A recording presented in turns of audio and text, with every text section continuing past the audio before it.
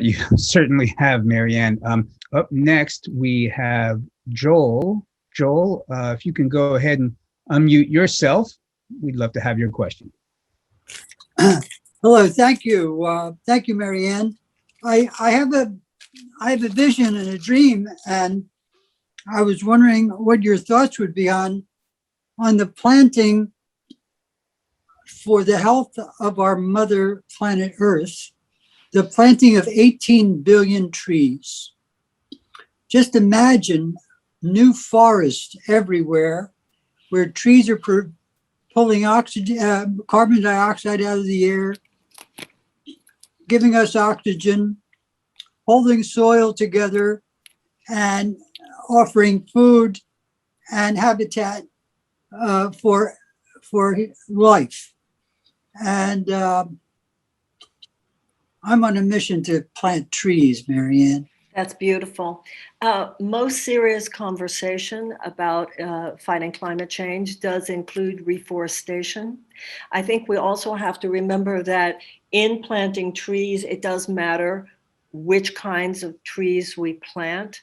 It's always good to plant a tree, but too often companies that say, "Oh, we're gonna replant," are replanting trees that do not carry near the capacity to absorb carbon as do the ones that they replace. So we also want to be clear about what kind of trees. But yes, of course, we must reforest. While we're talking about saving the world in time in terms of the environmental crisis, I would also point out the importance of high-speed rail. People were talking earlier about animal factory farming. This is a huge issue, not only in terms of cruelty to animals, but also in terms of the environment. High-speed rail is an extremely important issue because right now, so much of the carbon emissions have to do with airplanes and cars and trucks. And China has 22,000 miles of high-speed rail. They have 10 metro systems, whole systems throughout the country, 40 of them, I mean, and they have 22,000 more miles under construction. We have just a tiny amount under construction in California. We have a little bit in Florida. So we need to so speed it up on high-speed rail. Even in the current infrastructure plan, there's a lot of money spent on repairing roads that should be spent on repurposing the roads, turning them into tracks for high-speed rails. So, you know, in America, and this is the good thing about America, things change because there's a buzz about something. And I think a lot of people find the subject of a train, you know, not the sexiest thing in the world, but we need to make high-speed rail a sexy conversation. And a couple of people so far today have talked about how the media is in on it. Notice how they don't report much about high-speed rail, because this is the kind of stuff that's not making it into the mainstream news media narrative the way it should. And that is because it, you know, you've got car companies, for instance. I mean, all the car companies that are advertising on, even on news shows. High-speed rail is going to really change transportation in the United States, but boy, do we need it. We have nothing compared to what other countries have. And here we're telling people about reducing carbon emissions. Thank you for that, Marianne. I think we have one more, and this is Brad. Brad, if you would go ahead and unmute yourself for Marianne Williamson. Yeah, you were just talking about the importance of free speech.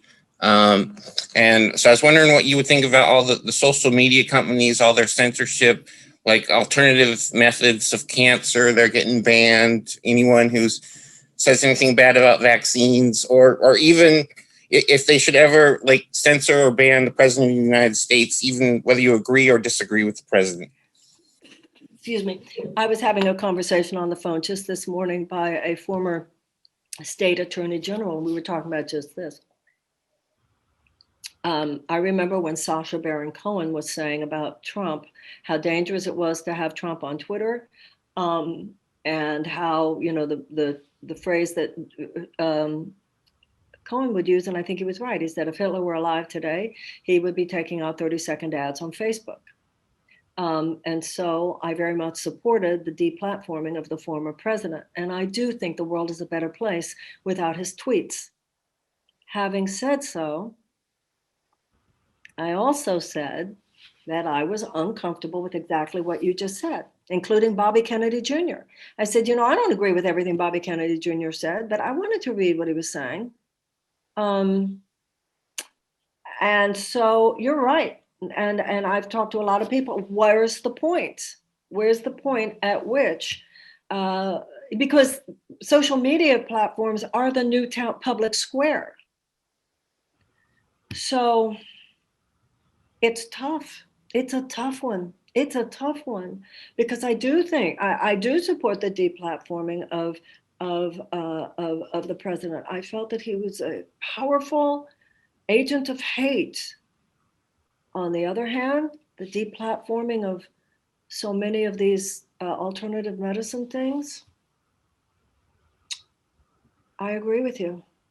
And I think, there's one of my favorite books is a book by Rilke, the poet Rilke, Renier Rilke. And he said, sometimes you don't have the answer. You have to live the difficulty of the question. And that's where I think a lot of us are right now and where we have to be. And that also takes us back to the earlier thing. Don't spend so much time saying what you think other people's answer should be. Think in your own heart. I mean, this is a big question. In a country where the ideal is individual freedom balanced with concern for the collective good, who should be deplatformed and who shouldn't? I know many people who say no one should be deplatformed. On the other hand, like I said, I think the world is better without Donald Trump's tweets. I don't know. It's hard. It's hard. I mean, there are, I'm Jewish. There are sites out there talking about how to kill Jews. I mean, there were people in Charlottesville, Jews shall not replace us. And what time they were meeting. I don't claim to have an answer. I do think this, however, we will not get deep answers until we start asking deep questions. The very fact that you ask the question, the very fact that we're here today as citizens together thinking about these things is a good thing, is a good thing. And it is out of that level of deep questioning that wisdom will emerge. And I believe in the American people. We'll go a little bit to this side, get a little bit to this side, but if democracy is allowed to work, we'll get to the higher answer. I believe that. Thank you for that. And we do have one more that's come on, and that is Ellen. Ellen, if you'd go ahead and unmute yourself. Hi, Ellen. Oh, Ellen, we're not hearing you, but I see you're unmuted. Are you there? I'm afraid that is not flying, Ellen. I'm so sorry. But I guess that's live broadcast, as they say, or webcast, if we will. So, Ellen, please try back another time. Is it better now? Oh, yes, we hear you now, Ellen, in the nick of time. Sorry about that. That's okay. Now let me see if I can remember my question.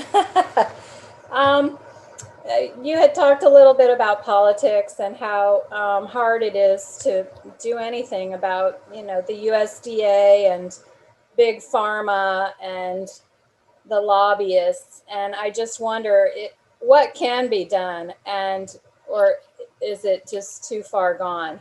It's not too far gone. We're close to the cliff, but we didn't go over it. We're way too close to it. But absolutely, once again, I hope you'll go to candidatesummit.com. I hope that you will, $5, even if it's just $5, I hope you will. If you see a candidate, I can assure you that all of the candidates on that list that I've endorsed and will be endorsing in the future believe as we do about these issues. Okay? Now, don't think that if you live in Florida and the candidate's in Illinois, that it is not relevant to you. It is, because it's all about math. It's all about having enough people in Congress who represent a certain consciousness to have a real power in terms of votes. So that's something I urge you. We have midterms next year. And the important thing is to get in on the level of these primaries. because you can't just say, oh, one party or the other, I'll vote for them.